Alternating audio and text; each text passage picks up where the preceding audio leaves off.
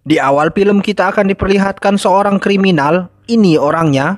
Dia mendatangi sebuah hypermart dan tanpa jelas apa maksudnya, dia memberondong semua orang-orang yang ada di situ dengan menggunakan shotgun.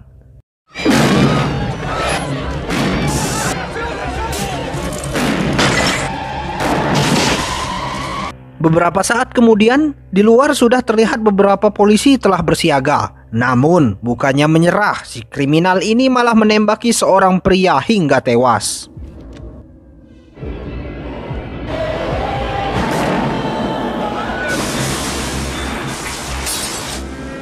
Melihat situasi yang semakin rumit, komandan polisi itu pun menyuruh seorang polisi untuk memanggil salah seorang rekannya. Tak butuh waktu lama, datanglah seorang polisi dengan setelan preman dan ternyata dia adalah Mang Rambo muda, yang pada film ini dia bernama Cobra. Cobra ini merupakan seorang polisi yang tidak peduli dengan aturan dan sering menyelesaikan berbagai kasus dengan caranya sendiri, hingga ia sedikit dibenci oleh komandannya. Dan tanpa mencela-mencela lagi, si Cobra langsung masuk ke dalam hypermart itu. Dan ketika dia sudah berhadap-hadapan dengan si kriminal ini mengatakan bahwa dia dan kelompoknya akan membentuk tatanan dunia baru.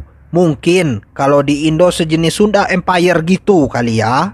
Lalu selanjutnya si kriminal hendak menembak si Cobra. Namun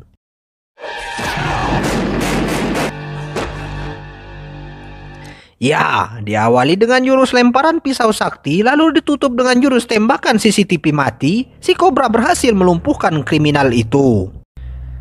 Ketika di luar, si Cobra sempat dicecer oleh seorang wartawan dengan pertanyaan yang menyudutkan. Wartawan ini berkata, "Mengapa Anda membunuh si kriminal tanpa melalui peradilan terlebih dahulu? Meskipun dia kriminal, tapi dia berhak untuk hidup."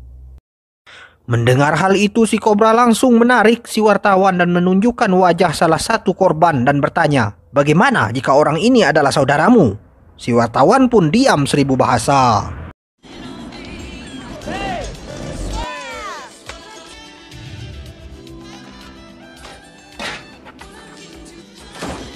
Sesampainya di rumah, si Cobra menonton TV dan melihat berita tentang kejahatan yang dilakukan oleh sebuah kelompok kriminal yang menyebut kelompok mereka dengan nama Night Slicer.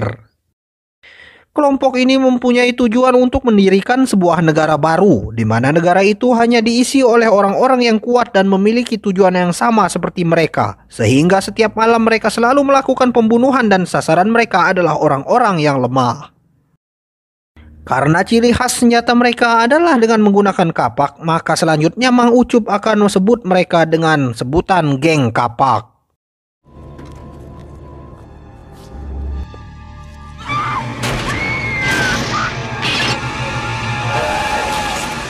Pada keesokan malamnya, si Cobra dan seorang temannya yang bernama Gonzales disuruh oleh komandan mereka untuk menyelidiki kasus pembunuhan ulah geng kapak ini.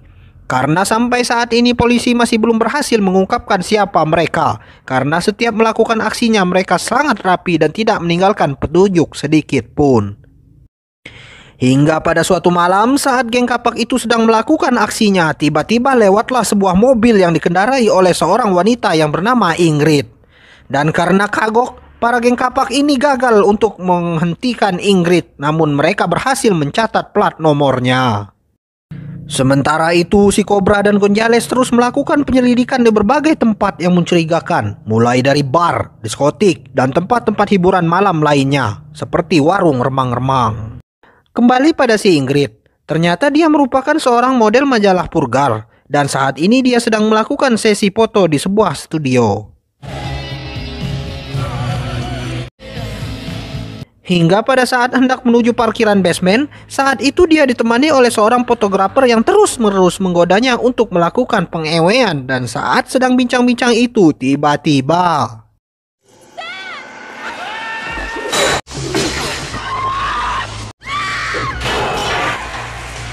ya, ternyata geng kapak sudah menunggu si Ingrid sedari tadi. Mereka berhasil melacak keberadaan Ingrid melalui plat mobilnya. Dan karena Ingrid adalah satu-satunya orang yang mengetahui wajah mereka, maka mereka harus melenyapkannya. Beruntung, saat itu nasib baik sedang berpihak pada Ingrid, sehingga ia berhasil lolos dari maut. Dan karena trauma, dia pun dibawa ke rumah sakit. Lalu di sana terlihat Kobra dan temannya sedang menanyainya guna menggali informasi tentang geng kapak tersebut. Lalu tak lama kemudian Kobra meminta Gonzales untuk tetap di rumah sakit untuk menjaga si Inggit. Sementara dirinya akan pulang ke rumah untuk melanjutkan pekerjaannya melacak data-data dari si Inggit itu. Dan ketika sedang mencocokkan data melalui komputer miliknya, tiba-tiba Gonzales menelponnya dan berkata bahwa dia saat ini sudah berada di kantornya. Lalu Kobra bertanya, "Mengapa Anda pergi ke kantor padahal disuruh untuk tetap di rumah sakit?" Gonzales pun menjawab bahwasanya tadi dia ditelepon untuk segera ke kantor. Dan mendengar hal itu, Kobra sadar bahwa mereka telah dijebak. Untuk itu, ia segera meluncur ke rumah sakit. Dan benar saja, ketika Kobra membuka pintu, seketika itu dia diserang oleh 2 orang personel geng kapak hingga terjadilah pertempuran 1 lawan 2. Dan kita semua tahu, emak saya yang hobi nonton film ajab di Indosiar pun tahu, jangankan 1 lawan 2, bahkan 1 lawan 200 pun pasti tetap akan dimenangkan yang satu, jika yang satu itu adalah Mang Rambo. Sin berpindah ke rumah sakit yang mana saat ini ternyata pimpinan geng kapak itu telah tiba di sana. Dan dia menyamar sebagai petugas kebersihan lalu menyusup ke kamar si Inggit untuk membunuhnya.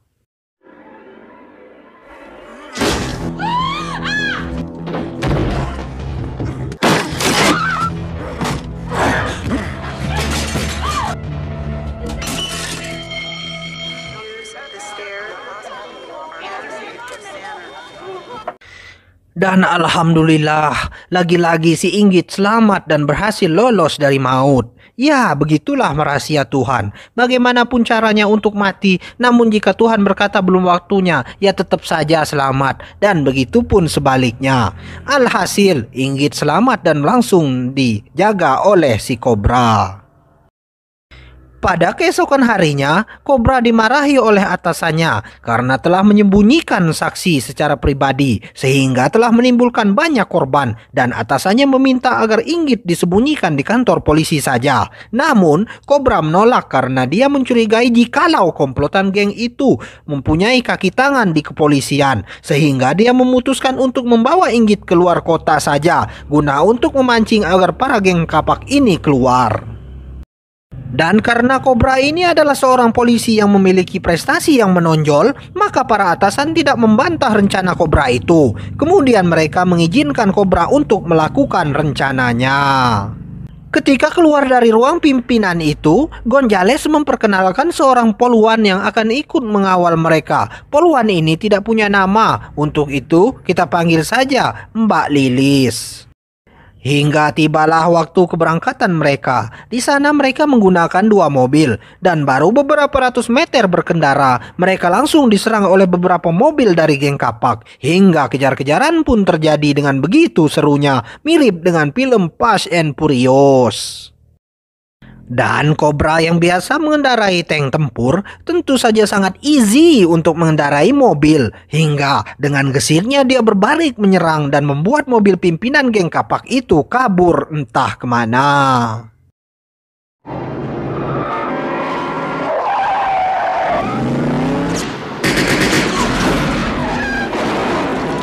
Dan ketika kembali ke kantor polisi, dia dimarahi habis-habisan oleh atasannya karena telah menimbulkan kekacauan besar dan Kobra diancam akan dipindah tugaskan untuk mengurus kasus yang lain.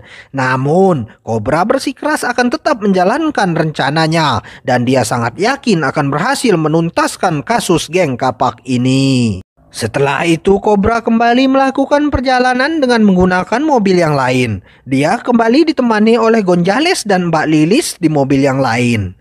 Di dalam mobil si Inggit merasa ketakutan dan khawatir jikalau dia akan terbunuh dalam perjalanan itu. Namun si Kobra berkata jikalau Inggit tidak akan mati terbunuh. Dan yakinlah bahwa Inggit ini kemungkinan akan mati karena kena angin duduk. Saat sore hari, mereka singgah di sebuah rest area yang ada warung nasinya. Di sana mereka beristirahat sembari mengganjal perut dan ngopi-ngopi. Di sini Kobra mencurigai gerak-gerik Mbak Lilis yang menelpon seseorang sembari melihat jam. Di sini juga terlihat bahwasanya Inggit ini mulai memiliki rasa ketertarikan terhadap kobra. Dia mulai genit dan senyum-senyum ceria apabila saat bicara.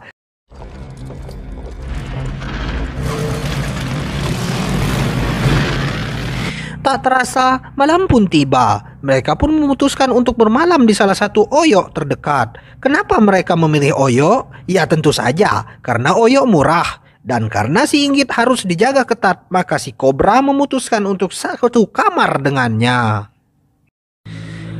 Lalu ketika kobra keluar untuk nyari angin, sambil udut sebentar, dia memergoki Mbak Lilis yang baru saja selesai menelpon. Dan ini semakin membuat kobra curiga. Lalu kemudian dia kembali ke kamar dan menyiapkan segala persenjataan yang dia bawa. Dan ketika sedang menyeting-nyeting senjata itu, tiba-tiba saja si Inggit memanggilnya untuk mendekat. Dan benar saja tebakan Mang Ucup tadi. Ternyata si Inggit ini sangean, dan akhirnya mereka pun melakukan ewe.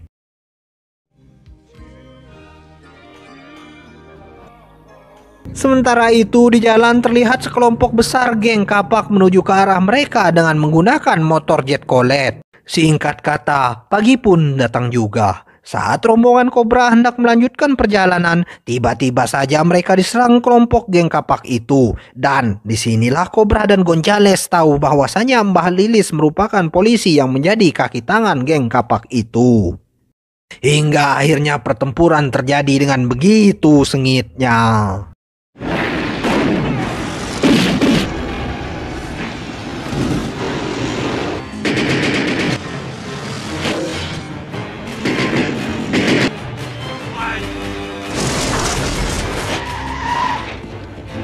Di sini seorang diri kobra harus menghadapi puluhan orang dari geng kapak itu. Dan lagi-lagi, seperti pada film yang sudah-sudah, si kobra atau Mang Rambo ini berhasil membunuh semua anggota geng kapak itu. Hingga kini yang tersisa tinggallah ketuanya saja.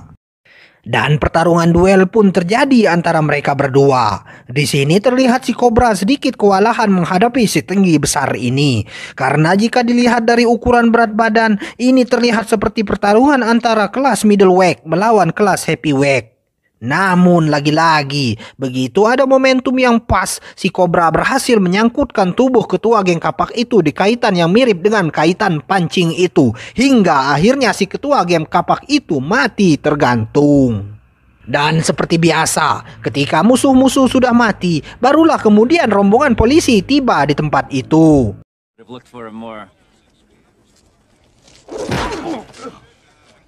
Lalu film pun ditutup dengan adegan di mana si kobra bersama si Inggit pergi meninggalkan tempat itu dengan menggunakan motor GL Pro. Tamat. Pesan yang bisa kita ambil dari film ini adalah, janganlah kamu membuat keonaran di muka bumi ini. Karena jika kamu berbuat onar, suatu saat kamu pasti akan binasa. Ingat, hidup hanya sementara. Maka berbuat baiklah kamu di kehidupanmu yang sementara itu.